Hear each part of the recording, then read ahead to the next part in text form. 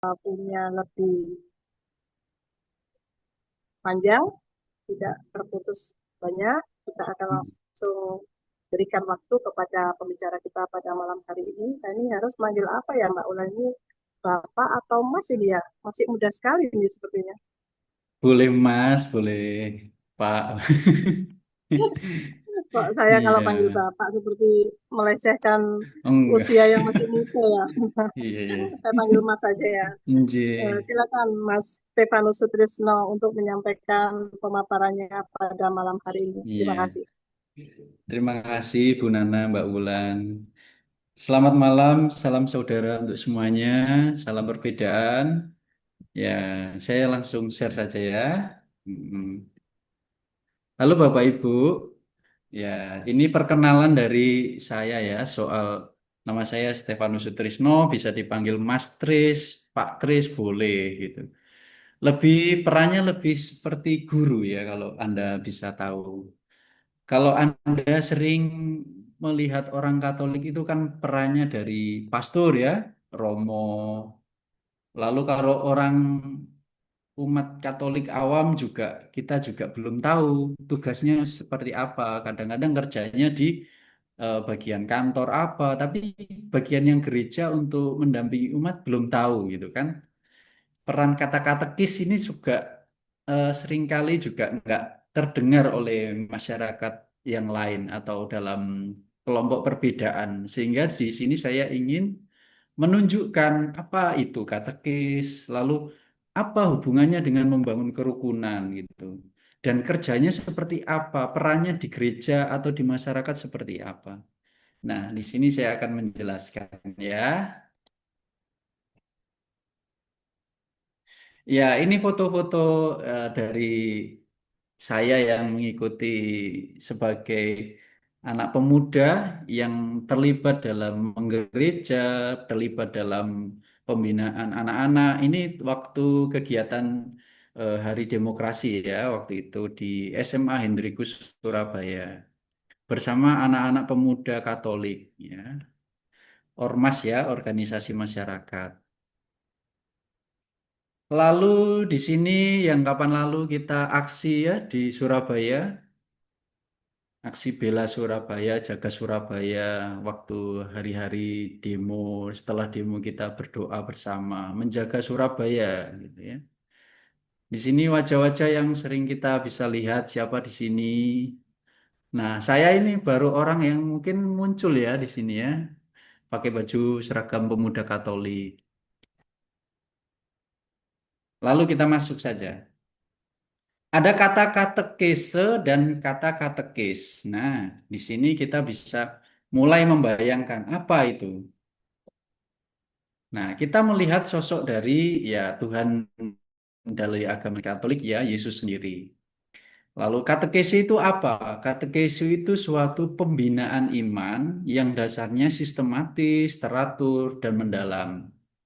Lalu punya tujuan dari kata katekese ini ya. Tujuannya adalah menuntun orang pada perjumpaan pribadi dengan Kristus dan bertumbuh menuju kedewasaan imannya. Dasar iman orang Katolik itu bersumber dari kitab suci, lalu tradisi gereja, magisterium atau ajaran gereja. Lah, metode yang digunakan itu, katekese ini untuk membina itu, metodenya seperti pengajaran, seperti pendampingan. Lalu ada kesaksian, ada doa, dan ada penghayatan hidup Kristiani, hidup seorang Katolik. Ya. Lalu siapa katekis, ya kan? Nah, kalau katekis yang utama dan utama ini adalah Yesus sendiri. Ya, Yesus itu adalah pengajar yang utama karena dia adalah sumber atau pelaku katekis itu. Dialah yang menggerakkan hati, membuka pikiran dan menumbuhkan iman. Didasari ini kata dari ajaran oleh Yohanes Paulus kedua ya. Selanjutnya, Anda tahu pasti Paus ya. Anda pasti tahu soal Paus, pemimpin dari Gereja Katolik yang tinggal di Vatikan. ya berpusat di sana. Lah, Paus Fransiskus dan sekarang ini Paus Leo ke-14 ini merupakan pengganti dari Rasul Petrus yang memberi arah dan isi dan pedoman resmi, yaitu tentang ajaran-ajaran gereja, ya, pengajaran gereja. Semua agama mengajarkan tentang kebaikan, ya. Semua agama mengajarkan tentang kerukunan. Semua agama mengajarkan tentang kedamaian dunia. Ya, Paus Fransiskus juga sering menyuarakan tentang kedamaian, lalu tentang berhentinya mencoba untuk menyelesaikan perang-perang ini bagaimana. Ya. Suara seorang Paus Fransiskus atau Paus Leo ke-14 ini juga masih kita gaungkan tentang kedamaian.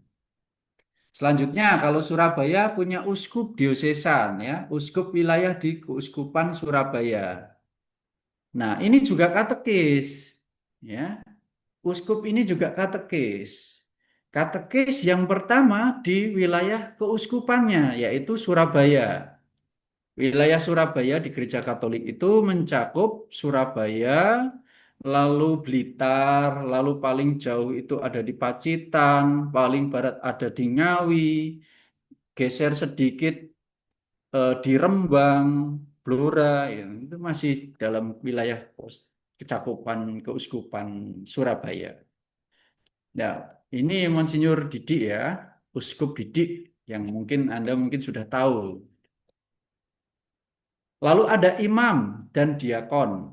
Nah, imam juga melayani sabda dan mendampingi umat dalam iman. Ya, seringkali yang hadir dalam kerukunan umat beragama di Surabaya itu kan ada mungkin yang Anda tahu Romo Sabas, lalu mungkin ada Romo Agus, atau yang kemarin siaran di RRI ada Romo Pratisto. Ya. Beliau adalah imam yang sering kali kita lihat sebagai pengajar atau juga rohaniawan dari Katolik. Nah, katekis yang dimaksud di sini belum pernah disebut. Seperti apa katekis? Nah, katekis itu lebih ke guru atau pengajar gitu ya. Nah, sekarang kita masuk dalam intinya, katekis awam. Anda baru tahu kan ya soal katekis awam ini, yaitu para pengajar dari Gereja Katolik, terutama nih anak-anak muda ya. Ini tahun lalu ya, kami retret bersama di Sarangan. Nah, ini wajah-wajah muda. Saya di tengah, lalu ada Romo Kurdo kalau Anda kenal. Ini wajah-wajah muda. Dan begitu pula ini Regio Jawa ya. Regio Jawa itu mencakup wilayah Gereja Katolik yang keuskupannya ada di Jakarta, Keuskupan Purwokerto, Keuskupan Bandung, Keuskupan Bogor, Keuskupan Semarang, Malang, ya, Surabaya. Ini ya. Jadi ini para katekis-katekis yang punya arahan atau punya gerakan untuk bagaimana pengajaran iman di zaman sekarang ini yang mendekati 5.0, terlebih sekarang ini kan mudah ya, tentang teknologi AI, semua edit-edit bisa lewat Gemini atau ChatGPT, informasi-informasi dapat dilakukan di sana. Lalu tampilan-tampilan YouTube juga sudah, orang-orang tua juga belajar dari YouTube. Nah, bagaimana supaya orang-orang ini tidak mungkin tersesat atau mungkin arahannya tidak punya dasar? Lah, siapa yang akan bertanggung jawab? Yang bertanggung jawab itu adalah katekis, pengajar iman gitu ya, pengajar iman. Katekis atau guru agama memiliki peran penting dalam menyampaikan ajaran Allah, membimbing murid dalam iman, dan menanamkan nilai-nilai moral dalam kehidupan sehari-hari. Jadi, tanggung jawab seorang katekis ini besar, Bapak Ibu Saudara sekalian. Karena selain eh, mengajarkan iman, juga belajar dari kehidupannya. Kehidupan seorang katekis harus ditunjukkan dalam kehidupan sehari-hari. Jadi tanggung jawab hidupnya juga menjadi bukti dari keseriusan tentang cintanya kepada Tuhan. Sehingga dari pengajaran dan tingkah laku hidupnya juga menggambarkan dirinya sebagai penjaga iman, ya. Nah, kasih adalah nilai fundamental yang mendasari peran pengajar agama Katolik dalam pendidikan dan kehidupan beragama. Ya, kasih ya. Kita semua ini berbicara soal kasih. Gereja Katolik ya selalu mengatakan tentang kasih. Kasih inilah segenap dari segenap jiwa dan hatimu kepada saudara-saudaramu. Dan kita di sini dari perbedaan semuanya. Ini kita sama karena kita sama sebagai ciptaan yang didasari oleh cinta Tuhan kepada kita. Tuhan menciptakan manusia itu bukan dari suatu kesalahan atau suatu segala dari keburukan, tetapi dari cinta Tuhan kepada kita.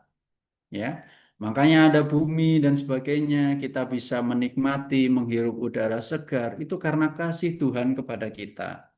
Dan apa yang harus kita lakukan? Ya, tentunya menjaga iman kita, lalu menjaga persaudaraan, ya, dari perbedaan ras, suku dan sebagainya, itu tidak menghalangi kita berjumpa dengan sesama. Nilai fundamental yang lain tentang kebenaran. Nah, kebenaran adalah inti dari ajaran agama Katolik. Sebagai pengajar agama, peran ini sangat penting dalam membentuk karakter dan pemahaman spiritual anak. Jadi kita harus menunjukkan mana yang benar supaya anak-anak, ya. Saya ini seringkali mendampingi anak-anak di usia SD, SMP gitu ya, tentang pengajaran iman, sakramen, ekaristi. Lalu bagaimana supaya anak-anak itu benar menghayati. Karena sekarang anak-anak kan mainnya main game, apalagi roadblock ya. Di situ ada game roadblock, lalu di game roadblock itu juga ada gereja ya, ada gereja di situ ada gereja. Sehingga di situ juga ada keuskupan roh blok gitu ya. Takutnya kalau anak-anak ini tidak didasari iman yang sungguh-sungguh, dia mungkin akan merasa nyaman dengan game di situ. Dia mungkin akan ngomong kepada orang tuanya, saya tidak mau ke gereja, saya main di game aja karena di dalam game saya sudah ke gereja gitu. Di situ kan ada Romo juga gitu. Nah, nilai-nilai yang fundamental ini kita harus tunjukkan ke anak dan kita harus mendampingi anak itu dengan sungguh-sungguh gitu ya. Kebenaran yang dimaksud apa sih? Yaitu Yesus mengajar bukan hanya dengan kata-kata tetapi dengan seluruh hidup, karya, sengsara, wafat dan kebangkitannya. Gereja Katolik, orang Katolik percaya bahwa Yesus itu adalah bukti dari kebenaran itu sendiri, melalui dari kehidupannya, karyanya, dari kesengsaraannya sampai wafat dan sampai dia bangkit. Ya, itulah dasar dari iman Katolik. Tujuannya adalah Yesus bukan sekedar pengetahuan, ya. Tujuan katekese, tujuan metode pengajaran itu bukan sekedar pengetahuan saja yang kita paham dan sebagainya, melainkan untuk membawa manusia dalam kerajaan Allah. Semua agama selalu mengajarkan tentang kehidupan setelah kematian itu seperti apa.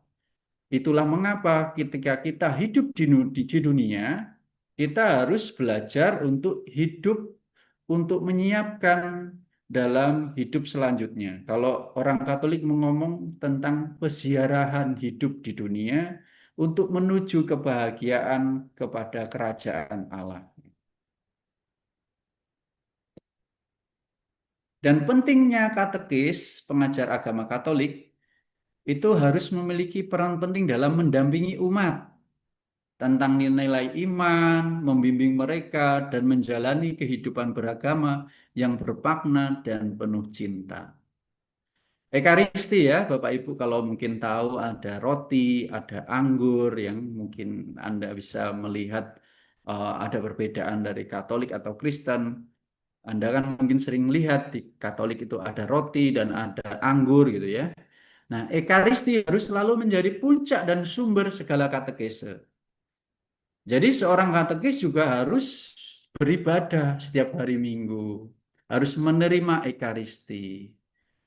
Karena ya sumbernya dari mana? Ya dari Tuhan sendiri. Yang diajarkan siapa?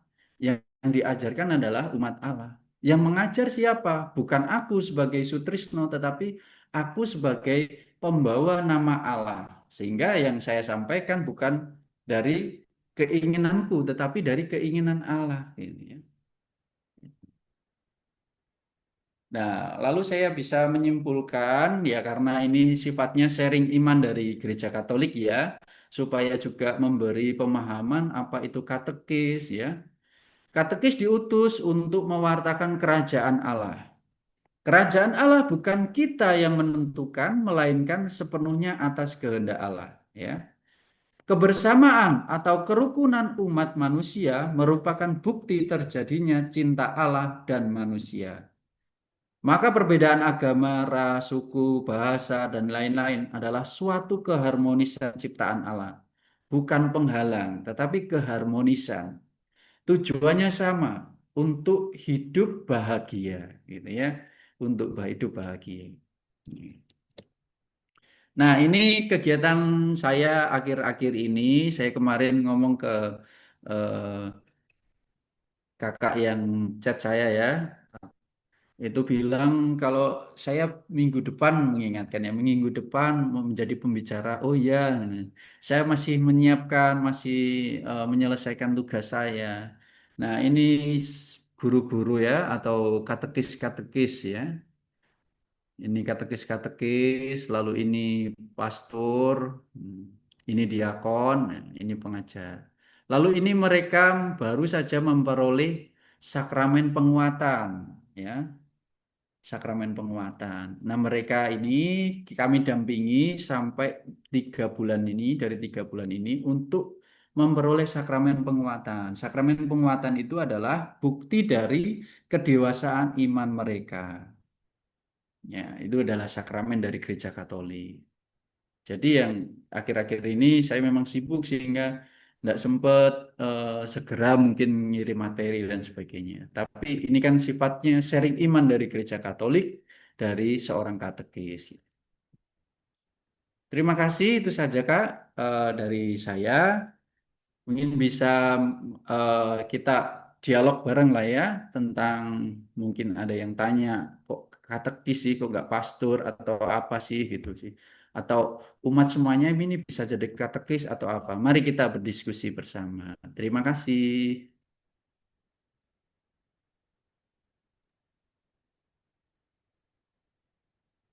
Baik, terima kasih. Iya,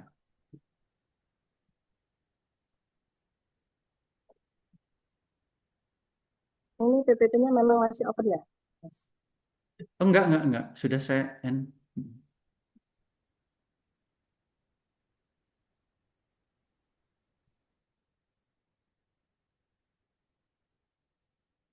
Masih open kah PPT-nya?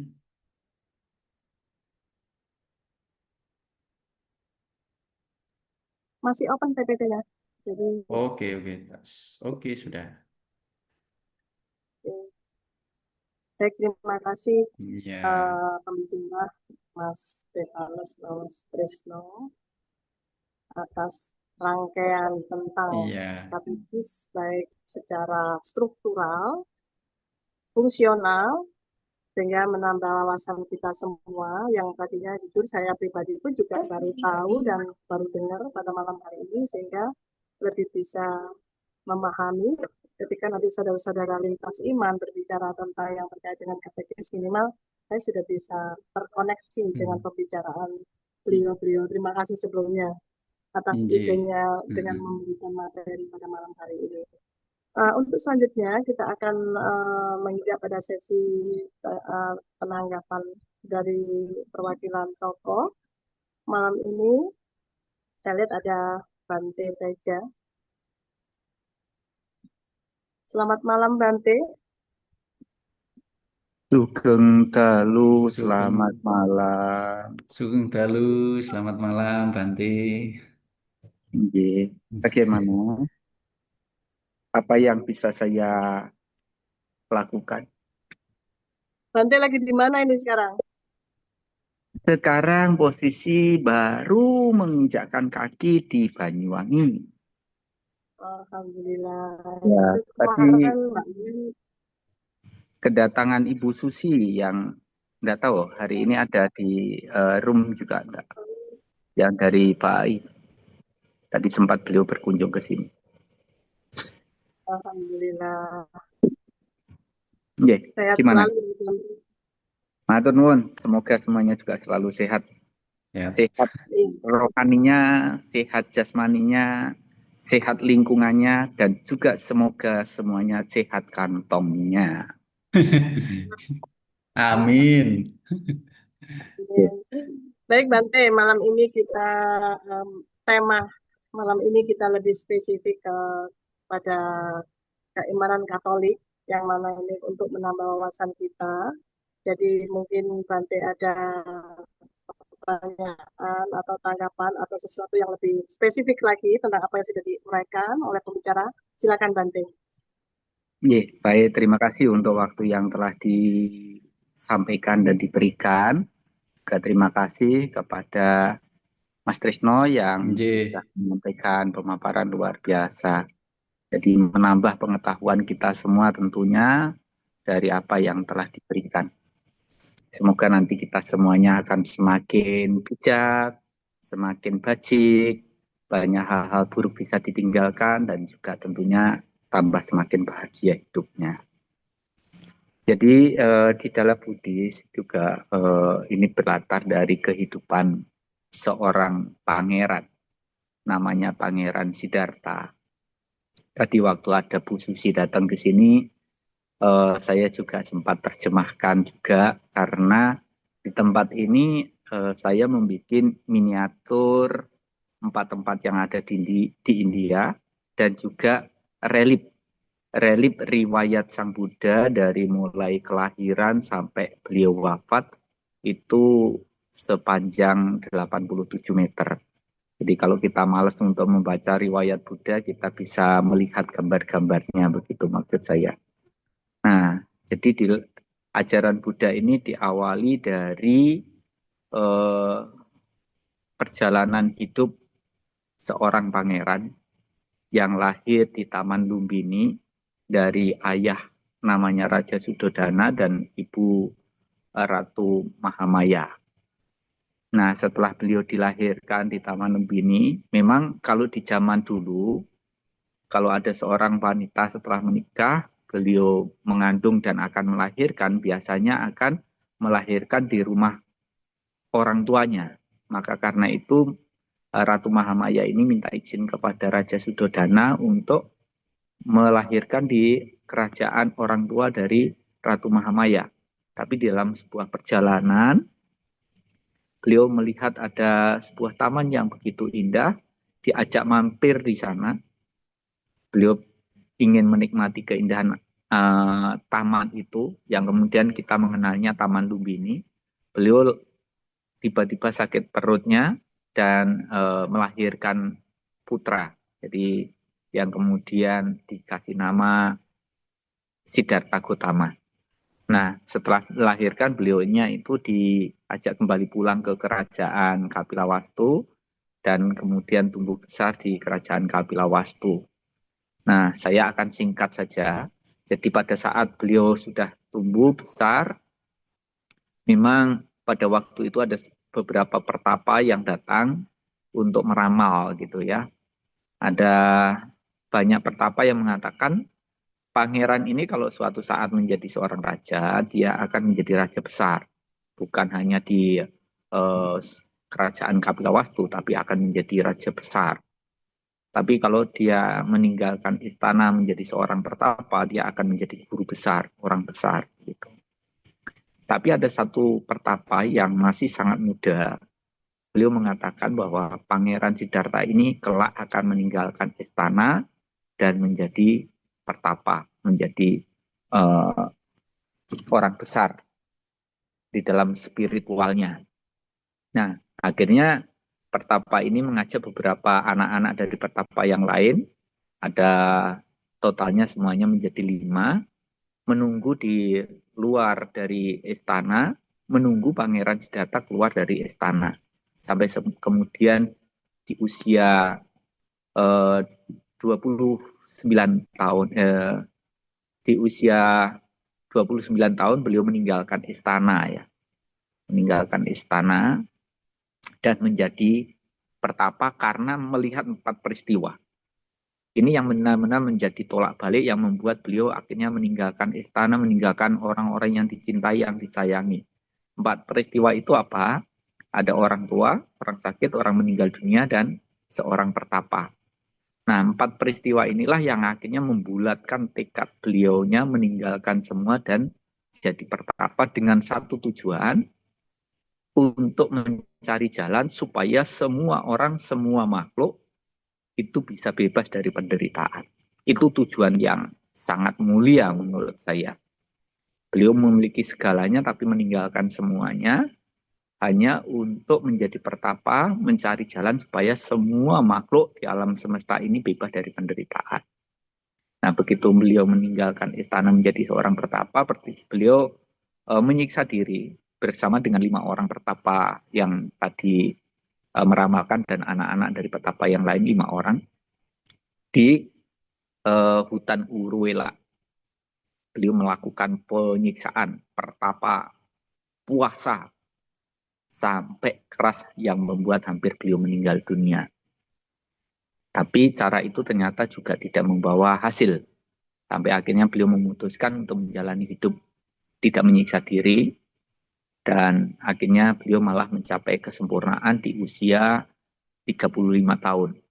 Nah, setelah beliau mencapai pencerahan, mencapai kesempurnaan, dari situlah ada sesosok dewa datang kepada Buddha, memohon supaya mengajarkan ajarannya yang bisa membawa pada kesempurnaan, membawa pada pembebasan ini kepada para dewa dan manusia.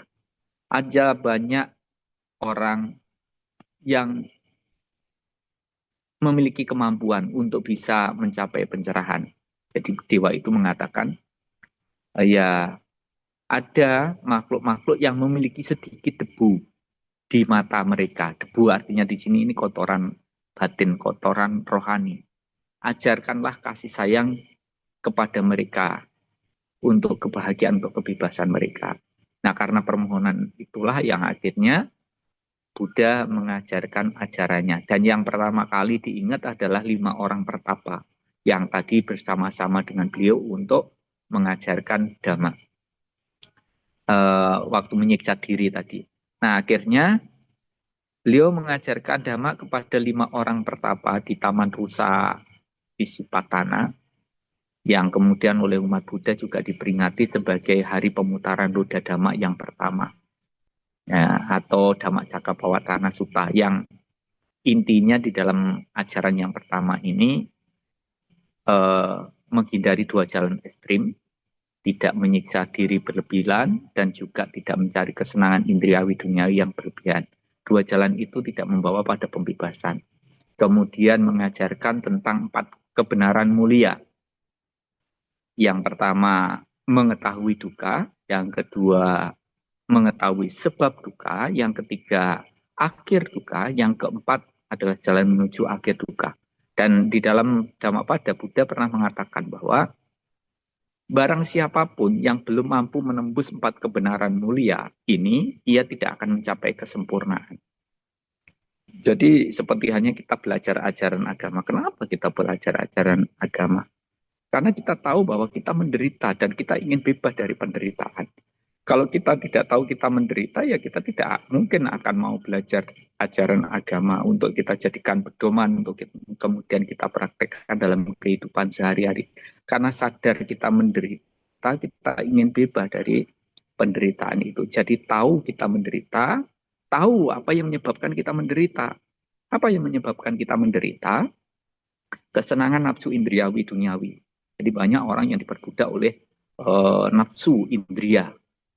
Mata ingin melihat yang indah, telinga ingin mendengar yang suara yang merdu, hidung ingin mencium bau yang harum, mulut ingin merasakan kecapan yang enak, kulit ingin merasakan sentuhan-sentuhan yang halus dan lain sebagainya. itu selalu menuntut untuk dipuaskan. Karena kebencian, karena keserakahan, dan juga karena kebodohan. Ini yang menjadi sebab kita mengalami penderitaan. Nah, kalau sebabnya ini mampu kita kikis, maka disitulah ada akhir dari penderitaan. Caranya bagaimana? Jalan tengah beruas 8. Memiliki pandangan hidup yang benar, memiliki pikiran yang benar, memiliki ucapan yang benar, memiliki perilaku yang benar, memiliki mata pencaharian yang benar. Kemudian yang berikutnya, memiliki upaya yang benar, memiliki konsentrasi yang benar, dan kesadaran yang benar. Nah, benar-benar yang saya sebutkan tadi semuanya totalnya ada 8. Jadi siapapun yang melalui jalan tengah beruas 8 ini akan menuju pada penembusan 4 kebenaran mulia sampai akhirnya mencapai kesempurnaan. Nah, setelah mengajarkan ini kepada 5 orang pertapa, beliau sempat juga mengajarkan kepada kaspa bersaudara. Ini ada 3 pertapa yang memiliki murid paling tua 500, adiknya 300, yang paling muda 200, totalnya ada 1000. Nah, setelah mengajarkan ajarannya tentang manfaat, tentang kebajikan-kebajikan, mereka semuanya mencapai kesempurnaan, dan setelah itu beliau berpesan, pergilah kalian ke segenap penjuru, ajarkan ajaran ini untuk manfaat, untuk kebaikan, untuk kebahagiaan bagi mereka semua. Jadi setelah itu ya para biku ini berpencar untuk mengajarkan supaya semua orang, semua makhluk bisa bebas dari penderitaan. Nah, jadi kalau bisa dibilang apa tadi bahasanya tadi, pemuka agama ya, atau sang apa tadi Mas Trisno namanya di tempat di sampan tadi? Katekis. Katekis. Nah, Iya. katekis. Atau kalau dalam Buddhis itu bisa dikatakan sebagai Dhamma Duta. Duta Dhamma atau Dhamma Duta. Jadi orang-orang inilah yang sebenarnya memiliki peran yang teramat besar untuk perkembangan ajaran agama itu. Jadi kalau diajarkan oleh orang-orang yang memang belum bersih rohaninya, yang terjadi nanti akan kebalikannya gitu.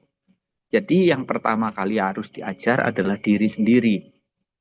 Setelah kita mengajarkan diri kita sendiri dengan benar, sehingga pikirannya benar, ucapannya benar, perilakunya benar, walaupun mungkin kita tidak bisa ceramah, tidak bisa berdakwah, perilaku kita sudah menjadi toladan. Maka karena itu Buddha pernah mengatakan bahwa kata-kata seindah apapun tidak akan menjadi indah apabila diucapkan oleh orang yang tidak melaksanakannya. Tetapi kata-kata akan menjadi indah apabila diucapkan oleh orang yang melaksanakannya. Nah, jadi kayak Jack Ma juga pernah mengatakan, kalau Anda belum sukses dan Anda berbicara ke sana kemari, teorinya tinggi-tinggi, ya mohon maaf, kata-kata Anda diibaratkan kayak kentut lewat gitu. Tapi kalau kita menjadi orang yang sukses, kata-kata seperti kentut pun dianggap kata-kata mutiara gitu. Itu tidak jauh bedanya, kata-katanya itu seperti itu. Nah, maka sang kris tadi atau Dhamma Duta Dhamma tadi memiliki peran yang sangat penting. Kalau perbuatannya itu seperti yang diucapkan itu adalah apa yang dia lakukan, maka kata-katanya akan menjadi indah, bahkan dia akan bisa diterima di masyarakat. Tapi kalau yang disampaikan itu baik, tapi perilakunya tidak baik, ya mungkin banyak yang akan membalikkan kata-kata. Kamu pandai ngomong, tapi perbuatanmu tercela, misalnya seperti itu. Dan itu ada komunitas-komunitas orang sekarang yang kayak gitu banyak. Mengingat bahwa orang yang sering pergi ke tempat ibadah atau ada di tempat ibadah, itu perbuatannya tidak sesuai Sehingga beliau mengatakan, merasa masih mendingan saya. Saya tidak pernah menggunakan nama Tuhan, saya tidak pernah pergi ke tempat ibadah, tapi perilaku saya tidak seburuk mereka gitu. Karena melihat yang pergi ke tempat ibadah sering menggunakan nama agama, menggunakan nama Tuhan untuk sembunyi dari perbuatan-perbuatan yang tidak baiknya itu gitu. Jadi ada komunitas-komunitas seperti itu. Maka karena itu menjadi tantangan bagi semua, terutama tokoh agama, pengurus-pengurus organisasi keagamaan, untuk perbuatannya itu akan menjadi lebih baik daripada yang tidak pernah pergi ke tempat ibadah. Seperti itu. Mengingat bahwa yang membuat nanti ajaran agama itu diterima atau tidak itu adalah perilaku dari damak dutanya tadi. Nah, maka karena itu kita harus mengajar ke dalam diri kita sendiri. Nah, walaupun kita sudah mengajar dengan kemampuan kita memberikan contoh, memberikan teladan, atau memberikan cara-cara supaya orang bisa ngerti, tahu, paham, ya semua kembali kepada umatnya. Umatnya mau dengar atau tidak, timbul keyakinan atau tidak. Setelah timbul keyakinan, timbul kebijaksanaan atau tidak. Perilakunya akan menjadi lebih baik atau tidak. Nah, di dalam Buddhis ini mengenalnya ada hukum tabur tuai. Ada hukum sebab dan akibat. Nah, sebagai seorang tokoh agama, pengurus organisasi keagamaan, ya, itu memang kalau kita menjalankan dengan baik, maka pahalanya juga memang besar. Tapi kalau kita itu tidak memberikan contoh teladan atau bahkan memberikan kata-kata yang tidak baik, itu dosanya juga besar. Jadi jangan hanya dilihat pahalanya besar, tapi dosanya juga besar kalau seumpamanya menjerumuskan pengikut-pengikutnya ke tindakan-tindakan yang tidak baik. Di beberapa kesempatan saya selalu sampaikan, kita harus pastikan bahwa kalau kita pergi ke tempat ibadah, kalau dulunya itu kita penuh dengan kebencian, penuh dengan keserakahan, penuh dengan ketidaktahuan, setelah kita belajar ajaran agama dan mempraktekkan ajaran agama, kebencian kita harus berkurang, keserakahan kita harus berkurang, ketidaktahuan kita harus berkurang. Bukan malah yang dulunya benci setelah belajar ajaran agama, praktek ajaran agama, kebenciannya malah berlipat-lipat. Kalau dulunya penuh dengan keserakahan, setelah belajar ajaran agama, praktek ajaran agama, malah keserakahannya berlipat-lipat. Kekotoran batinnya tambah melipat-lipat. Bukan begitu, tapi kita harus benar-benar mampu memastikan bahwa kita sendiri juga bisa berproses dengan benar, dengan baik, sehingga kita benar-benar mampu menempatkan posisi kita dengan baik sebagai damak duta atau orang yang mewartakan ajaran kebenaran, ajaran kasih kepada semua orang, kepada semua makhluk. Yang tujuan kita utamanya adalah untuk bagaimana semua orang, semua makhluk bebas dari penderitaan. Karena ya memang di dalam ajaran Buddha ini khususnya ya, Buddha mengajarkan ajarannya atau Dhamma Duta mengajarkan ajarannya tadi bukan untuk mencari pengikut, bukan untuk mencari hal-hal yang bersifat duniawi, begitu. Tujuan semata-mata menyampaikan itu adalah untuk kebahagiaan bagi semua orang, bagi semua makhluk. Yang semuanya tergantung pada perbuatan dari masing-masing orang. Jadi kalau kita sudah ajarkan dengan baik, tunjukkan dengan benar, tapi perilakunya orang itu, umatnya misalnya pengikutnya, tidak benar, ya itu perbuatan itu akan diterima oleh orang itu sendiri. Nah, kita yang misalnya memberikan ajaran yang tidak benar, dosanya kita, karma buruk kita, ya kita sendiri yang menanggung. Kalau kita misalnya memberikan ajaran yang benar, memberikan contoh yang benar, pahalanya ya benar. Bagi kita besar juga seperti itu. Nah, maka karena itu, sebelum kita menyelamatkan orang lain harus bisa dipastikan kita sendiri telah selamat. Jadi saya sendiri juga sering sampaikan kepada orang-orang yang saya ketemui, saya tidak mau mengorbankan hidup saya seperti hanya orang yang mati konyol gitu ya. Mati konyol itu bagaimana? Umpamanya gini, seumpamanya saya melihat ada orang tenggelam. Mungkin saya punya rasa kasih sayang, cinta kasih yang besar. Sehingga saya berpikir untuk menolong orang itu. Tapi saya harus pastikan bahwa saya ini bisa berenang. Nah, kalau saya tidak bisa berenang, kemudian menolong orang yang tenggelam, apa yang terjadi? Akan sama-sama tenggelam.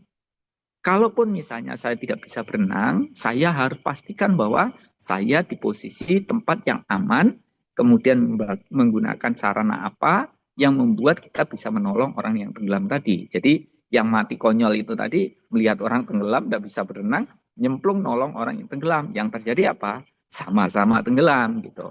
Nah, maka setelah orang timbul keyakinan, timbul kebijaksanaan, saya mengajak, ayo kalau sudah ngerti, tahu, paham, kita sama-sama berjalan, sama-sama menjalani kehidupan ini dengan benar untuk manfaat bagi diri kita sendiri, untuk manfaat bagi semua orang, bagi semua makhluk. Dikala kita bisa mewujudkan kedamaian, kerukunan, maka kita bisa membangun bangsa negara ini, membangun dunia kita. Ya, sehingga kita bisa hidup damai, hidup bahagia, hidup sejahtera. Ini yang sedikit saya sampaikan berkenaan dengan Dhamma Duta. Jadi semuanya bisa menjadi Dhamma Duta kalau memang prakteknya sudah benar. Walaupun tidak bisa ceramah, tidak bisa berdakwah, tapi perilakunya baik, itu sudah menjadi Dhamma Duta yang baik. Sama seperti hanya muridnya Buddha satu, namanya Banti Asaji dari 5 pertapa tadi, beliau tidak bisa ceramah. Tapi sikapnya, tindak tanduknya, perilakunya itu dilihat itu bagus, kok hati-hati, perilakunya penuh dengan kesadaran, kehati-hatian. Bante, apa yang Bante praktekkan? Kok saya melihat sikapnya, tindak tanduknya, perilakunya kok bagus sekali. Oh, saya ini hanya murid. Kalau kamu ingin tahu ajarannya, seperti apa, bagaimana, ketemu aja sama guru saya. Begitu si Bante Asaji ini. Coba kasih sedikit aja kepada saya supaya saya ngerti. Ya, jagalah pikiran kita, jagalah ucapan kita, jagalah perilaku kita. Kita selalu berpikir jernih, bertutur kata dengan bijak, berperilaku dengan baik. Itu akan membawa pada kebahagiaan, membawa pada kebebasan. Itu yang sedikit saya sampaikan. Terima kasih Mas Tresno, terima kasih Mbak Wulan, terima kasih Mbak siapa tadi yang jadi Nana Bante. Mbak yang Mbak Nana. Mbak Nana, ya terima kasih Mbak Nana untuk waktu yang telah diberikan. Semoga semuanya selalu sehat. Salam Pancasila, merdeka. Salam semua saudara. Terima Salam. kasih Bante. Baik, itu tadi yang disampaikan Bante Tejaguna, perwakilan tokoh agama Buddha. Sebagaimana di Katolik ada katekis, di Buddha juga disampaikan ada Dhamma Duta yang mana ditauladani dari Siddhartha Gautama, yang mana perjalanan hidupnya dihabiskan dengan banyak dukanya ya Bante ya, untuk menemukan esensi-esensi kehidupan sebagai bekal untuk memberikan ajaran-ajaran. Ya, diibaratkan orang itu tidak akan ngerti manis kalau tidak tahu pahit, Mbak. Ya, Iya. sama sepertinya kita tidak akan tahu kebahagiaan kalau tidak ngerti tentang penderitaan. Jadi Iya. penderitaan itu adalah akhir dari kebahagiaan. Dan kebahagiaan itu adalah akhir dari penderitaan. Jadi harus ngerti penderitaan itu apa, kebahagiaan itu apa, begitu intinya. Jadi dirasakan dulu baru diajarkan. Tidak hanya secara teori, tapi Sang Buddha juga menenggelamkan atau menerjunkan diri dalam kehidupan nyata, pahit, getir, susah, sedihnya, apapun yang berat-berat itu dijalani semua untuk mendapatkan esensi-esensi kehidupan, sehingga ajaran-ajaran mulia yang didapatkan Sang Buddha bisa disampaikan dan diajarkan sebagai ajaran yang luhur oleh umat Buddha, dan tentunya kita semua yang bisa memetik ajaran-ajaran bagus walaupun dari saudara lintas iman. Baik, terima kasih Bante atas tanggapan, penambahan wawasan yang diberikan yang terkait dengan tema kita pada malam hari ini. Selanjutnya waktu akan saya berikan kepada perwakilan agama Islam. Di sini telah hadir Kiai Hanan. Assalamualaikum Kiai Hanan.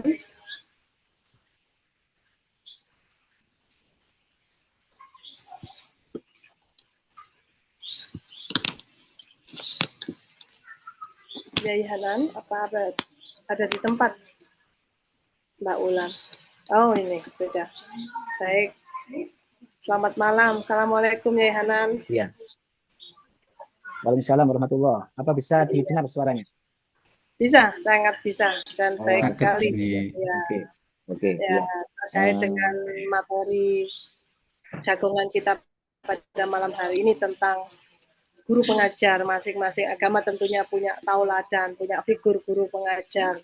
Seperti yang disampaikan Bante tadi, Sang Buddha atau Siddhartha Gautama dengan memberikan suatu ajaran-ajaran mulia, dan sebagaimana dari Islam juga tentunya ada kisah-kisah khusus yang perlu ditauladani kita semua akan disampaikan oleh Yai Hanan. Silakan Yai Hanan. Terima kasih atas waktu yang diberikan. Saya memberikan apresiasi yang sangat baik dengan tadi dipanggil Mas ya, Mas Stefanus Sutrisno. Assalamualaikum Kiai. Ya, sebagai katekis tadi sempat saya mengikuti di awal itu, katakanlah sebagai pengajar iman yang sering menghadiri pertemuan dari kalangan muda-muda. Memang urusan agama itu, apapun agamanya, itu perjalanannya itu tidak lepas dari seorang guru. Selain katekis dalam bahasa umum memang guru. Hanya saja kalau melihat apa yang sudah dipaparkan tadi itu merupakan guru khusus tentang keimanan, bagaimana umat ini sejak dini sudah mengenal keimanan terhadap Tuhan yang diimani. Dalam Islam pun demikian. Ada istilah guru itu guru tauhid atau guru akidah akhlak. Jadi keyakinan-keyakinan agama yang di dalam Islam dan juga sikap kepribadian sebagai muslim itu ditanamkan sejak dini sebagai dasar fondasi agama itu yang melalui pelajaran tauhid. Dalam arti bagaimana mengesahkan Tuhan yang Maha Esa, satu-satunya sebagai sumber segala. Sehingga sejak dini umat beragama itu, khususnya Islam itu, menjalani apapun, ya karenanya, dengannya, bersamanya, bahkan di dalamnya, atas nama Tuhan semua. Itu kalau tidak diberikan sejak dini, maka tradisi apapun yang sudah diwariskan dari segala amaliyah atau ibadah, itu semuanya akan kosong kalau tidak dilandasi dengan keimanan yang kuat sejak dini, bahwa segala yang dilakukan ini benar-benar bersumber dari Tuhan itu sendiri. Dalam Islam, peran itu tampak betul dari sosok para guru. Atau istilah kami, para diwakili oleh seorang mu'alim, pengajar ilmu. Jadi mungkin di katekis itu kalau di Islam ustadz atau mu'alim, atau dai lah, dai muda. Itu pemahaman kami kalau kami padankan. Dalam organisasi Islam banyak. Contoh yang mudah yang sudah mengemuka di nasional itu organisasi NU katakanlah, Nahdlatul Ulama. Itu ada LDNU, Lembaga Dakwah Nahdlatul Ulama. Di dalamnya itu dai-dai dikumpulkan untuk menyampaikan pengajaran agama, baik itu di masjid, mushola, atau dalam satu majelis yang diawali bagaimanapun selalu akidah akhlak itu yang lebih utama. Keyakinan-keyakinan. Satu contoh, dalam tauhid itu kita kenal sifat-sifat Tuhan. Yang itu harus dikenal oleh seluruh umat Islam sejak dini. Ada sifat yang wajib diketahui. Ada sifat yang mohal, yang tak mungkin itu ada pada sosok Tuhan. Dalam tanda kutip, itu adalah kondisi seluruh makhluk ciptaannya, khususnya manusia. Sementara Tuhan jauh berbeda dengan manusia. Itu merupakan pengajaran akidah akhlak. Dalam Islam, sebagaimana dalam Kristiani Katolik tadi, iman Kristiani dalam Katolik, bahwa kalau guru sejati itu kembalinya kalau di secara Tuhan Al-Alim, dat yang maha memiliki ilmu hakikatnya. Kalau dalam bentuk sosok manusianya, guru sejati adalah Nabi Muhammad Sallallahu Alaihi Wasallam, sang Nabi itu sendiri, sebagaimana dalam ungkapan dalam Katolik tadi Kristus sendiri. Yesus sendiri itulah guru utama, sama. Karena sumber ilmu bagaimanapun pasti dari penyerunya. Dan berlanjut khusus dalam keilmuan, wilayah ilmu, karena tugas secara praksisnya seorang katekis dalam menyampaikan ilmu, itu terwakili dari sosok agung dalam Islam itu Sayyidina Ali. Di mana ungkapan yang sering disampaikan oleh Buya Astofa dalam kesempatan-kesempatan pengajaran beliau itu adalah pujian Rasulullah terhadap Sayyidina Ali. Ana madinatul ilm wa aliyun babuha. Aku adalah kota ilmu. Sementara Ali bin Abi Thalib adalah gerbangnya. Jadi sumber keilmuan Islam kalau dilihat dari sisi Islam secara mendasar seperti apa? Nilai-nilai keimanan dalam Islam seperti apa? Nilai-nilai keihsanan dalam Islam itu seperti apa? Yang paling alim adalah Sayyidina Ali. Agar presisi sebagaimana yang itu yang dikenalkan dalam agama kami, umat Islam itu. Dan berlanjut pada ulama pewaris sejati Nabi. Jadi para ulama itu sebetulnya, kalau istilahnya dalam Kristen ada paus tadi, nah, dalam Islam itu para ulama pewaris sejati Nabi itu memang sebagai pusat ilmu, mengajarkan akidah apapun, dan keyakinan-keyakinan dalam Islam itu betul-betul cerminan dari Islam itu sendiri. Makanya secara huluk dipastikan mewarisi ilmu dan hikmah. Halo? Masih bisa didengar ya? Masih ya.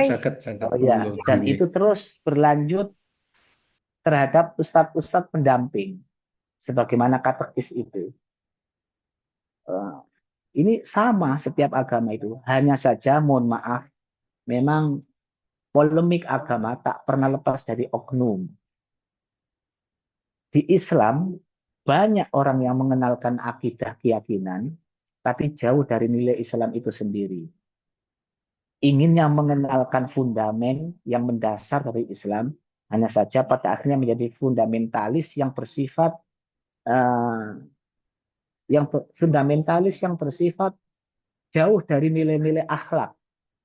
Sehingga yang ada hanya kebenaran tunggal ada pada kami, selebihnya salah. Padahal maksud tujuan utama agama itu adalah memberikan keyakinan, fundament itu bagaimanapun, walaupun kau berjalan sendirian, teruslah berjalan. Maksudnya itu sisi keimanannya, bukan sikap hidupnya. Karena sikap hidup harus dilandasi toleransi. Siap menerima apapun kebenaran dari manapun. Walaupun berjalan sendirian secara keimanan, teruslah berjalan. Itu ungkapan Buya Astofa dalam satu quotes-nya. Walaupun 1.000 orang di dalam kesesatan begitu banyak, tetap tenanglah. Karena kebenaran itu sebenarnya bersumber pada satu, yaitu Tuhan itu sendiri. Hanya saja seringkali ini diterjemahkan dalam praktek lahiriah yang keliru. Sehingga asosialis, antisosial, karena merasa dirinya paling benar. Disinilah akidah disambung dengan akhlak itu. Penting. Seorang katekis sama dengan para mu'alim itu. Dalam mengajarkan agama harus disertai kerukunan antar umat bagaimanapun. Kami adalah yang paling benar secara keimanan, keyakinan. Tapi bisa saja salah dalam mempraktekkan. Mereka secara keimanan bagi kami bisa saja itu salah. Tapi bisa saja ada kebenaran. Inilah pentingnya iman itu memang bersifat sangat, mohon maaf, sangat pribadi. Bagi kami mereka salah, katakanlah. Tapi bisa jadi ada peluang kebenaran di balik itu. Sebaliknya, bagi kami kebenaran ya seperti ini. Tapi bisa jadi ada kesalahan dalam mengeksplorasi kebenaran itu sendiri. Sehingga jangan sampai jadi oknum yang mencederai kebenaran itu sendiri. Alhamdulillah. Disinilah butuh seorang katekis itu, seorang ustadz mu'alim itu memahami bahwa hidup ini harus dengan sikap tawadhu. Artinya siap menerima hikmah-hikmah kebenaran dari bagi benar, maka itu dianggap bagian dari ajaran Tuhan yang disembah, yang diimani sendiri, hanya saja melalui suara luar. Sebaliknya, kesalahan di dalam, walaupun bersumber dari dalam, ketika itu bernilai kesalahan, bagaimanapun itu adalah tetap salah, batil tetap batil. Karena pada dasarnya hidup ini, kalau merujuk dari apa yang diharapkan Buya Asofa itu, satu contoh adalah berusaha menjadi insan kamil. Di mana seorang insan kamil itu adalah orang yang siap menerima kebenaran dari manapun, dimanapun, dalam keadaan bagaimanapun, dan terus belajar arif. Itulah insan kamil, manusia yang berusaha paripurna dalam menjalani hidup. Makanya peran ulama itu sangat fundamental bagi kami. Karena seluruh amal kebaikan, kebajikan, itu ditentukan oleh amalnya. Tanpa ilmu, amal tak bernilai. Ibadah apapun, kalau tidak diilmu, tidak diterima. Salah keimanan, salah keyakinan, salah itu tak istilahnya ala ilmu imamul amal. Ilmu itu adalah pemimpin dari amal ibadah. Faman ya'mal bila ilmin, barang siapa yang beramal ibadah tanpa ilmu yang sahihah, yang benar, mardudatun la tuqbalu, tertolak, tidak diterima. Dan ilmu terbaik itu adalah yang ada di dada berupa cahaya, di mana cahaya itu terus bekerja untuk menjadikan sofaul qalb, beningnya hati dari segala hal-hal yang bernilai kadar dalam istilah Arabnya, atau bernilai keruh. Selama hati jauh dari kekeruhan, maka ilmu itu menjadi sah. Dipastikan apa yang kita lakukan semuanya ketika bersumber dari kebeningan hati itu akan berjalan dengan penuh ketulusan, kebaikan. Inilah sosok-sosok agung yang harus kita akui dari para ulama di tiap agama. Saya yakin apapun perannya katekis dalam membangun keumatan, itu sangat berarti bagi kerukunan kehidupan berbangsa dan bernegara ini. Karena mengingat ada beberapa oknum yang seakan-akan mengajarkan keimanan, entah dimanapun agamanya, kenyataannya semakin fundamentalis yang bersifat radikal dan lain-lain, akhirnya malah menjadi yang sebaliknya. Ini saja yang perlu kami sampaikan. Semoga Mas Stefanus Sutrisno sebagai katekis ini bisa mengisi kehidupan berbangsa bernegara, toleransi sebagai nama Mbak tadi, Mbak yang dari Jakarta itu ikut menjaga seluruh tokoh agar selalu rukun. Inji, Mbak Nana matur atas nuwun. waktunya. Baik nih, terima kasih Kiai Hanan atas tanggapan serta uraian tentang figur yang ditauladani dari Islam dan beberapa uraian yang bisa mengkorelasikan dengan apa yang kita bahas pada malam hari ini. Semoga semua menjadi berkah dan bermanfaat buat kita semua. Untuk selanjutnya, waktu akan saya berikan kepada tokoh agama Konghucu. Di sini saya lihat ada Pak Johan Ajuan. Selamat malam Pak Johan.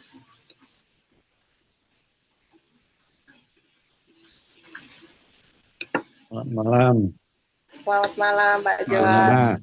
Iya, apa kabar Pak Johan? Kabar baik, Mbak Nana. Sehat-sehat ya Pak. Ya, insya Allah. Malam ini kelihatan segar sekali Pak Johan. Apa iya?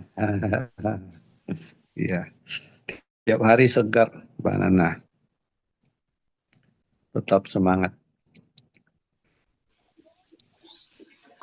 Amin, amin. Apa? Baik Pak Johan, bisa langsung disampaikan. Oke, Mbak Nana, terima kasih atas waktu yang diberikan. Salam kita semua saudara.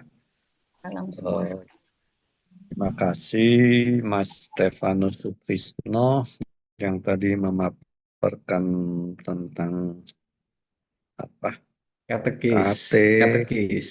kata KT tentang pembinaan iman yang sistematis, teratur dan mendalam di dalam lembaga Katolik ya, itu memberi wawasan kepada kita mengetahui sedikit banyak tentang lembaga Katolik dan kiprahnya serta sumbangsinya ya. Jadi memang pada prinsipnya lembaga agama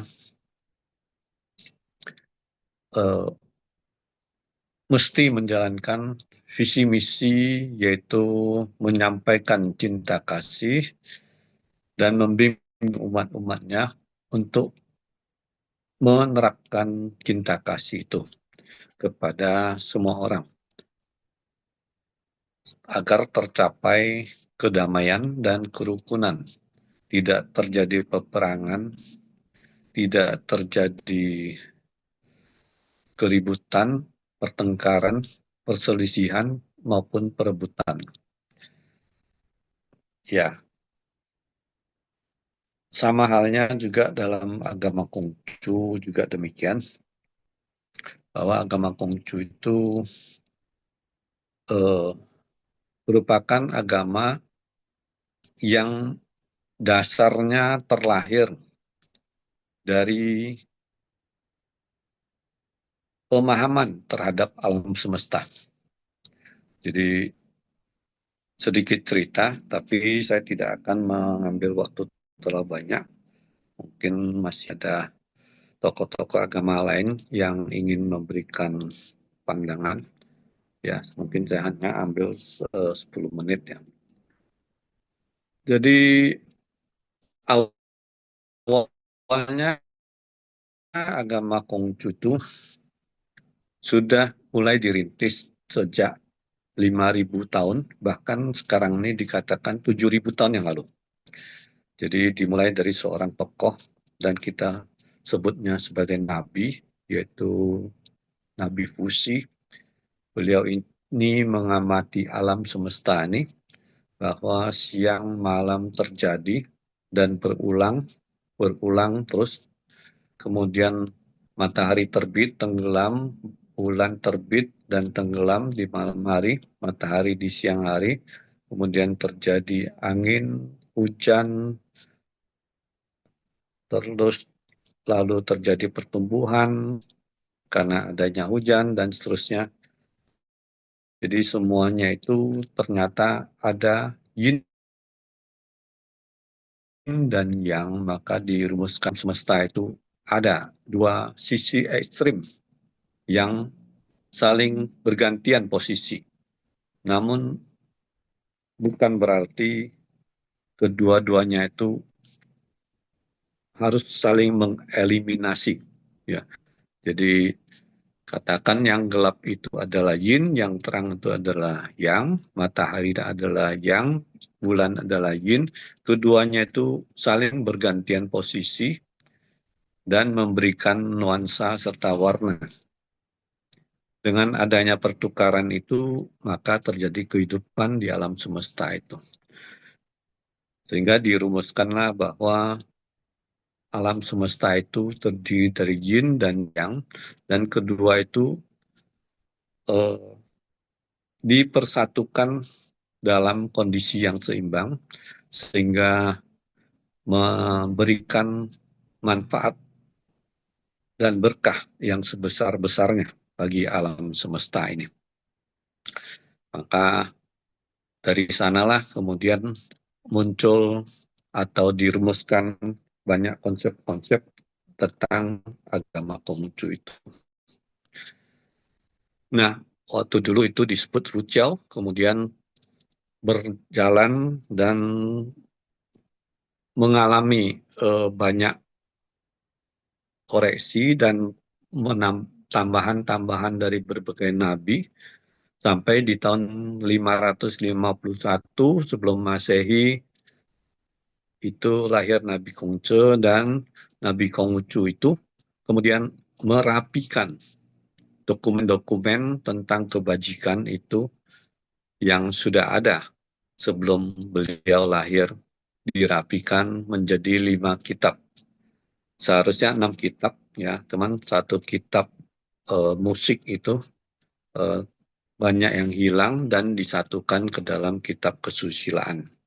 Jadi 5 kitab itu adalah kitab dokumentasi, kitab sanja, kitab perubahan yang disebut dengan I Ching, kemudian kitab kesusilaan, kemudian kitab Chunqiu, ya, kitab musim semi dan musim gugur. Iya, jadi demikian inilah kemudian agama Konghucu dirumuskan kembali, bukan berarti Nabi Konghucu menciptakan atau menulisnya, tetapi beliau hanya menata kembali,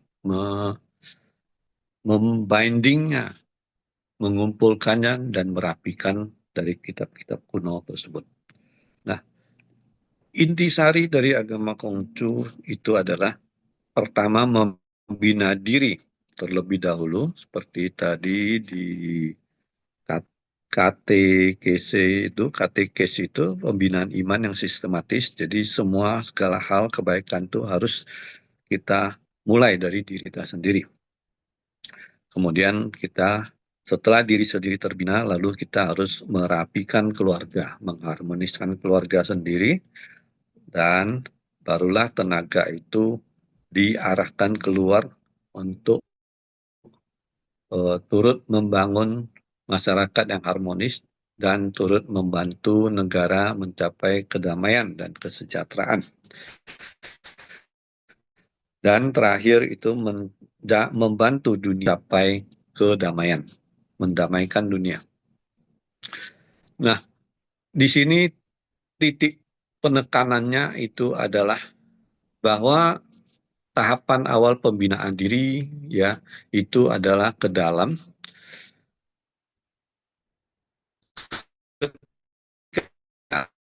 kemudian keluar dan memberikan dampak dan manfaat kepada sekitarnya, maka itu belum dikanya apa-apa. Sehingga penekanan itu harus bahwa kehadiran kita sebagai seorang umat beragama itu harus memberi manfaat positif kepada orang terdekat kita, dimulai dari orang terdekat kita, kemudian menyebar ke masyarakat, ke negara, dan ke dunia. Maka penekanannya itu adalah bahwa kehadiran kita itu harus memberi nilai plus harus berbuat. Apa yang kita pelajari, pembinaan diri itu kita laksanakan untuk memberikan faedah kepada sekitar kita. Bila kita belum bisa memberikan faedah, maka itu belum dapat nilai apa-apa. Sehingga penekanannya ada setiap kehadiran kita dimanapun, kita harus memberi nilai plus. Nah, itulah intisari daripada agama Konghucu, bahwa kehadiran kita memberi nilai positif, jangan memberi nilai negatif. Oleh sebab itu, sebagai umat beragama, apapun agama itu tentu adalah sama, bahwa kita itu harus memberi penekanan bahwa kehadiran kita itu adalah sebuah hal yang positif, dan kita dilahirkan itu dalam keyakinan agama Konghucu demikian, mengandung visi, misi, dan tujuan. Tujuannya itu adalah menyelesaikan perintah dari langit, perintah dari Tien, untuk membantu sesama manusia di dalam menghadapi berbagai persoalan, sehingga semuanya dapat memperoleh kehidupan yang lebih baik, lebih damai, dan lebih sejahtera. Saling membantu. Maka apapun lembaga agama kita, apapun keyakinan agama kita, hal memberi manfaat kepada sesama kita, kehadiran kita itu memberi nilai positif, itu adalah keutamaan. Apabila tidak demikian, tentu saya kira kita belum menjalankan perintah daripada agama kita ataupun perintah daripada Tuhan. Saya pikir hanya sampai di sini apa yang ingin saya sampaikan dari perspektif agama Konghucu. Terima kasih atas kesempatan yang diberikan Mbak Nana dan Bapak Ibu semuanya. Semoga bermanfaat apa yang saya sampaikan. Terima kasih. Salam kita semua saudara. Pak Nana. Baik, terima kasih Pak Juan. Salam semua saudara. Baik Bapak Ibu, itu tadi uraian yang disampaikan Bapak Johan Ajuan, perwakilan dari tokoh agama Konghucu tentang ajaran-ajaran dari Nabi Kongsi, yang mana terangkum dalam suatu formulasi ajaran beliau, yaitu Yin Yang, untuk mencapai suatu keseimbangan hidup, dan yang menekankan lagi yaitu memperbaiki ke dalam diri sebelum kita keluar diri atau berinteraksi dengan orang lain. Sebelum saya tindak lanjuti ke penanggap yang lain, saya akan beralih pada sesi pertanyaan dulu. Ya Mas Stefanus, biar ada ini. Ini sepertinya ada banyak pertanyaan. Saya bantu bacakan Mbak Nana. Oke, baik Mbak Ulan. Ada pertanyaan di kolom chat. Nah, ini izin bertanya, bagaimana katekis dapat membangun kerukunan nyata di tengah masyarakat global yang kian mudah terprovokasi oleh isu-isu SARA di media sosial. Terima kasih dan salam semua saudara. Iya, terima kasih. Ini pertanyaan dari semua atau dipilih salah satu? Ini pertanyaan dari Kak Firda. Oh ya, karena saya juga melihat di awal-awal ya, sehingga saya ingin nanti menjawabnya Oh bisa ya, nanti jadi ada satu. pertanyaan lainnya Tapi mungkin nggak ya. apa-apa. Heeh. Oke ya. Terima kasih Mbak Firda atas pertanyaannya. Pertanyaan bagus untuk kita sama-sama bagaimana membangun kerukunan ya.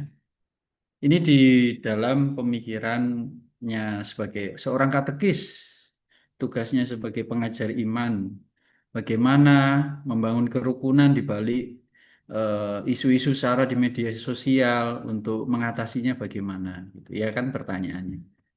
Ini seringkali anak-anak seringkali mudah terpengaruh oleh isu-isu semacam ini. Mungkin terkait berita-berita soal ajaran atau bagaimana tentang apakah gereja ini seperti ini, apa gereja itu seperti itu.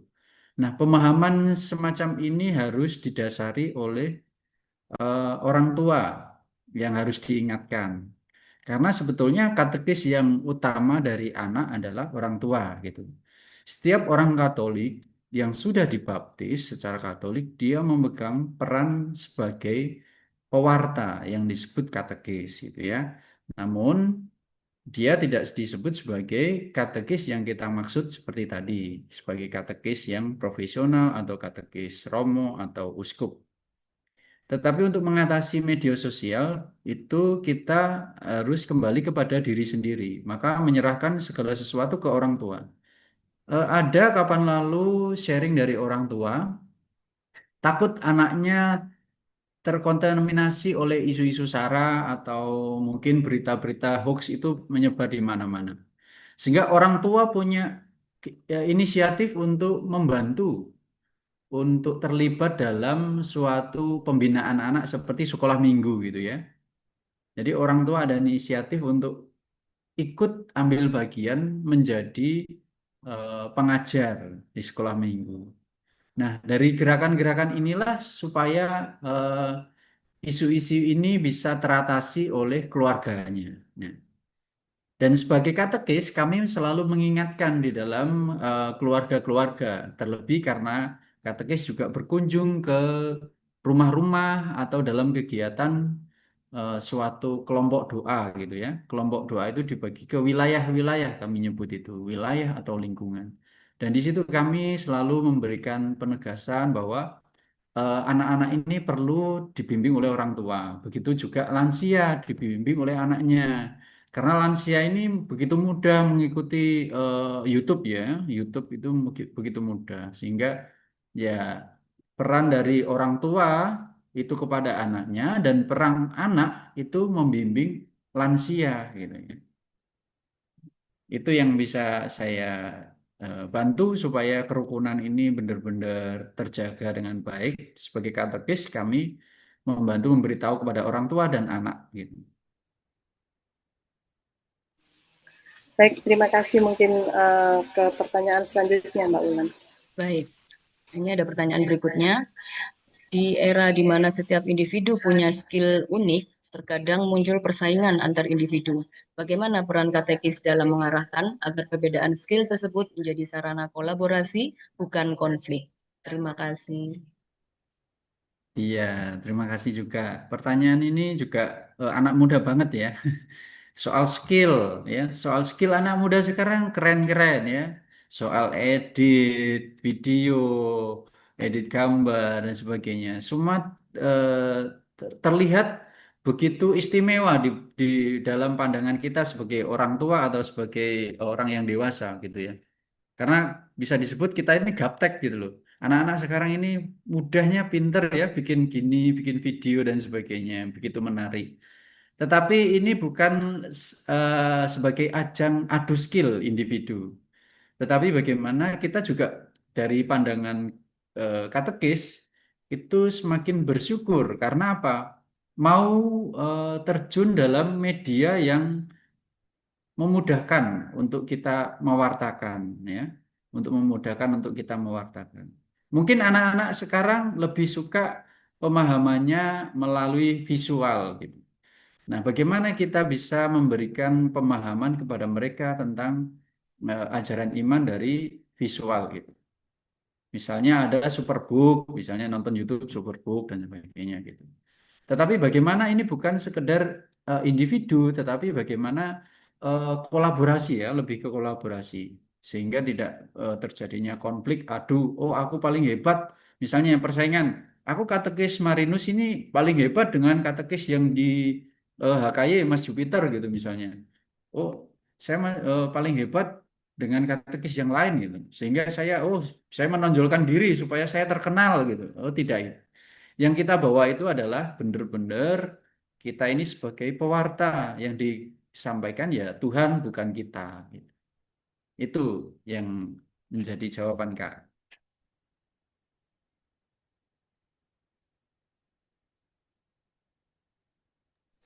Baik, mungkin pertanyaan berikutnya lagi ya, Mbak Nana, Ya, atau ke penanggap? bisa dilanjut di pertanyaan karena ini lagi banyak pertanyaan. Oh, Menanggap baik. ini sementara belum ada. Enggak. Oke, kita ke pertanyaan lagi ya. Iya.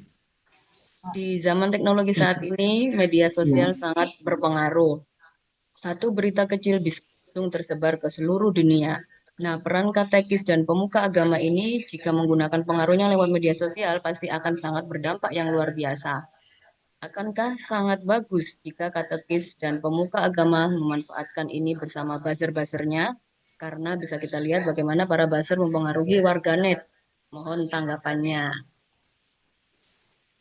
Iya, soal ini pertanyaannya juga menyangkut yang lain ya. Ini soal teknologi, media sosial dan sebagainya. Media sepewartaan itu melalui sosial, bagaimana mungkin Romo atau mungkin katekis ini sangat berpengaruh untuk mewartakan. Banyak Romo, saya tahu umat Katolik suka nonton YouTube itu tontonannya mungkin Romo Koko atau Romo Eko gitu ya. Mungkin yang dilihat dari sisi lucu atau mungkin pewartaannya bagus dan sebagainya. Nah, itu bisa menjadi ajang untuk mungkin mengingatkan umat yang sering nonton videonya mungkin ya, sering nonton YouTube-nya. Tetapi di gereja Katolik tidak ada istilah seperti buzzer ya. Istilah buzzer itu kan kayak lebih ke mempengaruhi di media sosial sebagai media pewarta gitu supaya orang bisa lebih eh, kenal dengan gereja Katolik sungguh-sungguh gitu. Nah, kami tidak memanfaatkan apa namanya teknologi sebagai eh, kesempatan untuk mungkin kata-kata yang bisa dikatakan mungkin menarik perhatian orang untuk tertarik di gereja Katolik seperti itu. Kami tidak menyebutnya seperti itu ya, tetapi yang kami ajarkan atau sampaikan selalu pada suatu kebenaran. Misalnya, kalau ada isu-isu sosial yang mungkin itu berpengaruh dalam masyarakat, gereja Katolik selalu punya tindakan untuk bagaimana kita sebagai umat Katolik terlibat untuk menata eh, negara kita gitu. Misalnya kemarin tentang isu konflik demo dan sebagainya. Gereja Katolik juga punya ketegasan penuh supaya umat Katolik harus hati-hati dengan isu-isu di media sosial. Kita harus benar-benar bisa menyaring dan sebagainya. Lalu kita harus hati-hati kalau ikut demo, kita harus menyuarakan sesuatu yang benar dan sebagainya. Janganlah kita kami tidak memanfaatkan suatu peluang untuk mewartakan, tapi benar-benar dari ketulusan itu sendiri. Itu ya. Nggak ada istilah buzzer nih. Iya. Jadi semacam dikasih pembekalan gitu ya, Iya, Mas. dikasih pembekalan ya lebih ke situ. Itu jika diberikan pada saat ada apa kejadian tertentu atau semacam kayak preventif. Jadi sebelumnya sudah dikasih pembekalan pada kelompok-kelompok pemuda. Biasanya diberikan kepada kelompok-kelompok pemuda atau mungkin ke kelompok katekis ya. Ya. Saya ditampilkan waktu itu ada seperti pertemuan katekis gitu ya. Katekis selalu dibekali untuk bagaimana menanggapi perkembangan zaman, terutama tentang 5.0 misalnya. Bagaimana kita bisa memanfaatkan seperti AI, itu bukan ajang seperti untuk mewartakan dengan kecanggihan, bukan semacam itu, tapi kita seperti apa ya? Menyelami supaya kita tahu cara kerjanya sehingga kita tidak tersesat gitu. Ya, Pemahamannya seperti itu. ya, ya bagus, berarti itu suatu tindakan Iya. preventif yang diberikan di pemuda untuk Mm-mm. mengimbangi kecepatan mereka dalam meraih dunia di genggaman tangan. Gitu ya Mas ya. Baik, Inggih. apa masih ada pertanyaan lagi Mbak Ulan? Masih ada satu lagi, tapi sepertinya sudah dijelaskan di Iya, seperti materi pertanyaan ke Ya, di materinya Mas Trisno ini. Jadi bisa langsung lanjut ke penanggap aja Mbak Nana. oke, baik. Penanggap selanjutnya saya lihat di sini ada Pak Januri. Pak Januri ini dari agama penghayat kepercayaan. Selamat malam Pak Januri. Sugeng dalu Mbak Nana. Alhamdulillah sugeng dalu Pak. Nggih. Nah, ini biar Mas Trisno kenal juga ini Pak Januri Halo, ini Pak. jangan on cam Mas. Wih, Nah, iya. wajahnya ini keluar di kamera, harus ini di memori betul-betul ini. Kalau ketemu nanti biar nggak pangling. Ya. Halo Mas Tresno. Oke, Selamat monggo Pak malam. Januri, Pak Januri Nggih. bisa langsung disampaikan. Oh ya. Jadi apa yang disampaikan oleh Mas Tresno tadi sangat mengesankan. Saya dulu juga pernah belajar di katekis waktu usia 7 tahun sampai 13 tahun. Karena saya dilahirkan di keluarga Katolik, ibu saya itu. Namun memberikan kebebasan kepada anak-anaknya. Setelah menjadi remaja, saya menekuni di bidang kepercayaan adik-adik saya. Pada lungo Mekah dadi haji, keluarga nasional gitu aja. Jadi apa yang disampaikan tadi, kalau di dalam bahasa yang saya tekuni, keyakinan yang saya tekuni saat ini, di katekis itu kalau di ajaran kami itu namanya pengesuh atau pengasuh. Karena kami yang dikatakan guru itu hanya ajaran itu, disebutlah guru. Untuk penerusnya, penyebar ajaran-ajaran yang sudah ada tadi disebut pengesuh. Di sini, di dalam ajaran kami itu ada jenjang. Ada jenjang usia. Ada jenjang usia dari kecil apa yang perlu dipahami, menginjak dewasa apa yang dipahami. Nggak jauh lah Mas Tris dengan katekis, nggak jauh. Soalnya saya belajar 6 tahun dulu katekis itu. Kedung Doro Surabaya sana dulu. Di Kedung Doro saya dulu. Ya, sekarang di Semarang. Nah, di sini yang selalu ditekankan sejak dini itu adalah di dalam pewarah kami itu disebutkan toto broyo atau bermasyarakat, tata krama dan tata sila. Itu masuk dalam budi pekerti. Sehingga apa? Sehingga si anak ini kelak menjadi dewasa akan mengerti apa yang menjadi tujuan hidup. Karena hidup itu punya tujuan loh, bukan hanya sekedar hidup, makan, minum dan tidur. Engko kaya sing ana buntute kae. Ya ta, melek, nyekek, nelek, golek. Nah, seperti itu. Karena apa? Di dalam tata budaya atau bermasyarakat, di sini selalu ditekankan untuk menciptakan sebuah kerukunan.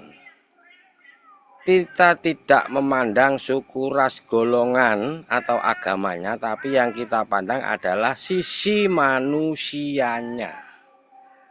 Sisi manusianya. Nah, maka tidak menutup kemungkinan seperti yang disampaikan Cai Hanan tadi. Wah, apa itu istilahnya agamane kuandel, tapi oknume menggo.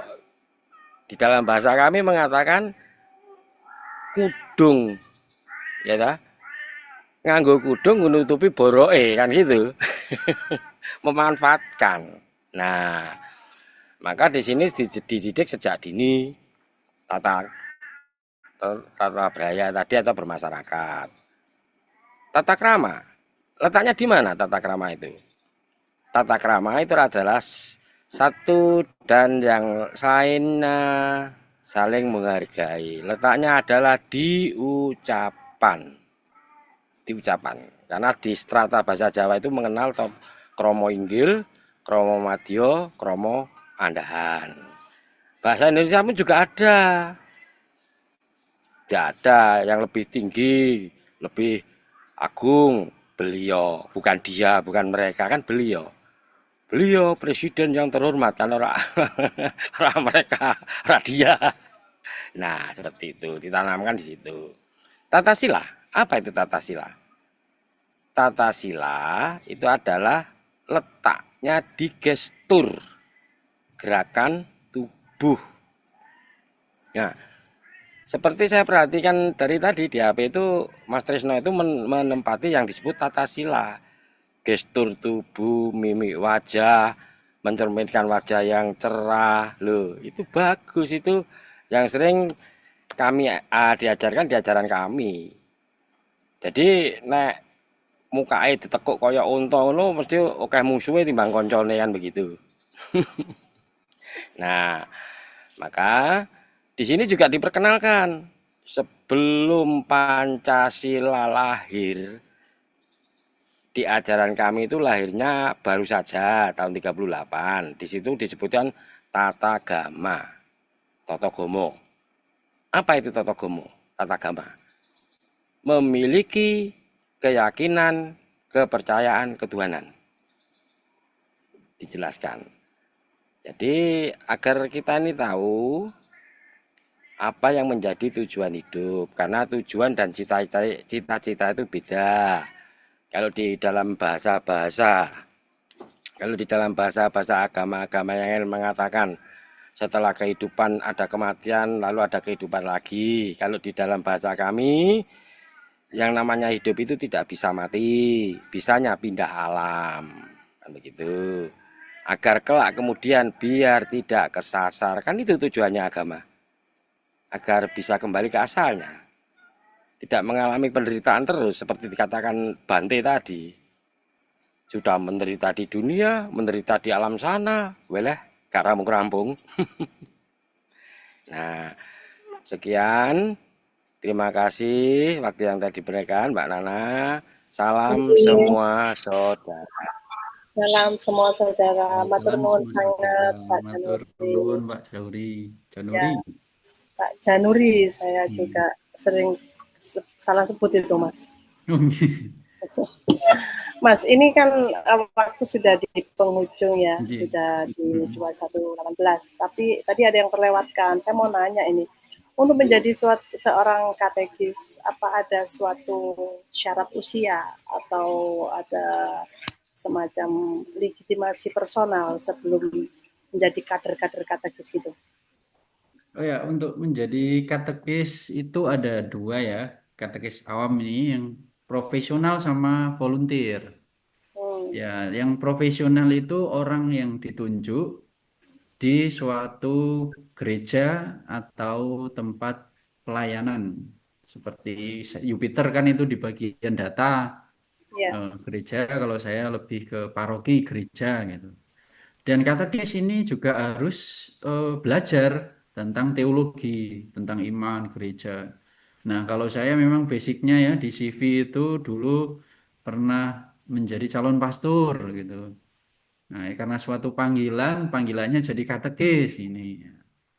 Nah, itu jadi harus harus belajar dulu, paling enggak menerima S1 dan siap diutus.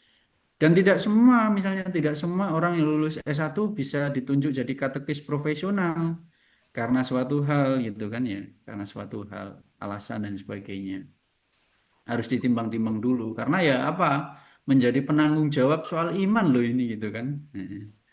Jadi ya harus ditimbang dulu. Kalau usia, saya rasa ya usia-usia memang harus kuliah ya, harus kuliah. Dan masa pensiun juga saya rasa ya secara umum sampai seumur hidup sih menjadi katekis itu. Cuman kalau bekerja baru ada apa namanya? Ada jedanya mungkin ya karena usia mungkin nggak bisa ke gereja mengajar gitu. Tapi secara hidup menjadi katekis itu seumur hidup menjadi pengajar gitu. Pengajar untuk dirinya Oh, sendiri dan pengajar untuk iman orang lain, terutama keluarga gitu ya.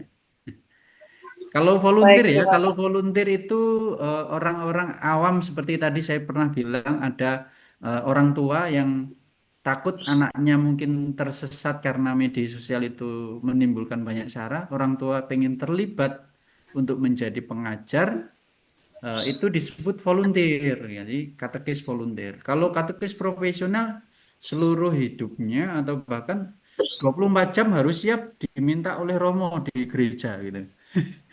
Jadi nggak terhitung jam kerja, jadi jam 8 sampai jam 4 kan biasa rata-rata, tapi ya sampai kapanpun misalnya diajak Romo atau mungkin kunjungan ke tempat umat juga semalam pun tetap dilayani. Makanya kesulitannya dengan keluarga harus benar-benar kerjasama dengan istrinya kalau menikah gitu ya. Jadi Baik, harus benar-benar ya istrinya tahu, paham itu, iya. dijelaskan tugasnya seperti ini. Oh, suatu peran yang mulia sekali itu. Injil.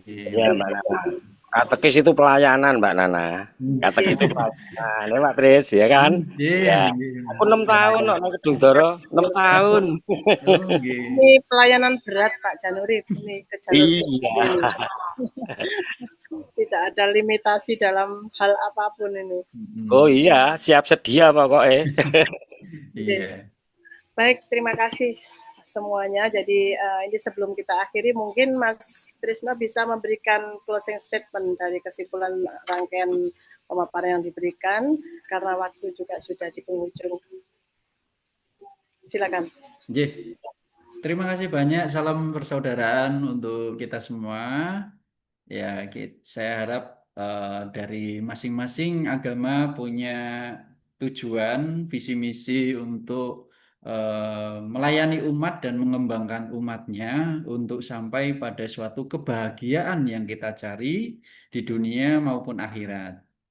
Nah, pasti tadi sama-sama punya para pengajar atau punya gerakan supaya pewartaan yang disampaikan oleh Tuhan Yang Maha Kuasa, Allah Yang Maha Esa itu tersampaikan oleh umat, maka kita harus kembali lagi kepada diri kita sendiri. Kita harus benar-benar beres dengan diri kita sendiri, kita harus yakin kepada diri kita sendiri. Jangan takut untuk membawa nama Tuhan untuk pewartaan, tetapi juga ingat bahwa yang kita wartakan itu Tuhan, bukan diri kita. Jadi jangan menjual diri kita ya, tapi kita harus mewartakan sungguh-sungguh atas nama Tuhan, bukan atas nama diri kita. Itu. Terima kasih banyak untuk semuanya. Tuhan memberkati.